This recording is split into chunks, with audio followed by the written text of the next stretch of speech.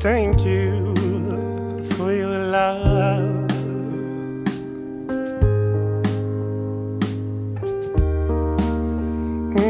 Thank you for your love. Hi ha una pregunta bastant recurrent que és com se't va ocórrer aquesta idea, no? Com va sorgir? Va ser contemplant la pintura a l'oli d'en Ramon Casas que titula, perquè no es pot titular d'altra manera, Garrot Vil.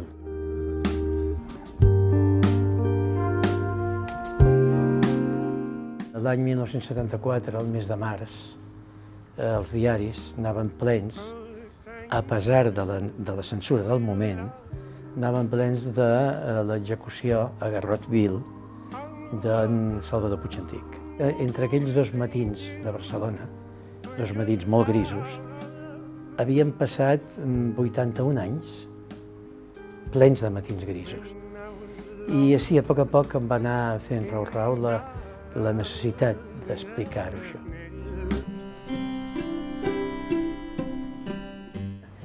Jo diria que és una obra escrita amb molta sinceritat, amb la documentació justa per saber el que estic dient sense atabalar el lector. He intentat fer una lectura amena, però sense defugir mai l'autenticitat i la fidelitat a les coses que van passar. Penso que és una novel·la que pot interessar a una franja d'edat molt àmplia. A la més jove, perquè la major part de la novel·la no l'han viscuda.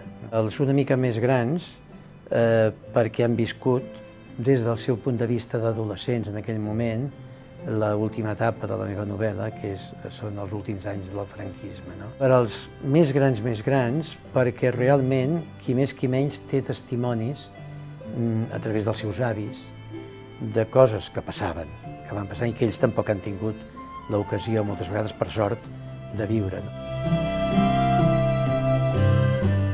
Sembla que tota la gent que fins ara ha llegit aquesta novel·la estan d'acord en dir que és una denúncia de la violència política, i ho és. Però jo pretenc dir bastantes més coses que això. De l'amor sense amor, de l'adulteri i de les seves conseqüències, dels enganys entre amics, la traïdoria de l'amistat. Són coses que per mi són importants i he procurat anar-les filtrant a través de l'acció. Per tant, formen part, diguem, del meu petit ideari a l'hora d'escriure la novel·la.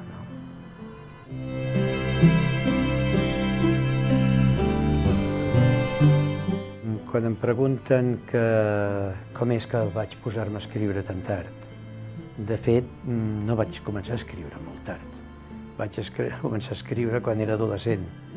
El que passa és que en aquella època hi havia altres prioritats, que acabar llibres ben acabats i anar a les editorials a intentar que te'ls publiquessin. L'edat m'ha donat,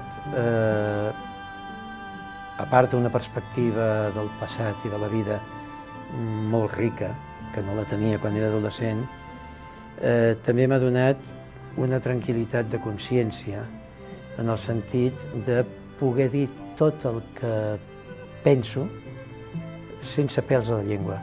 Jo tot ho he fet tard a la vida, no?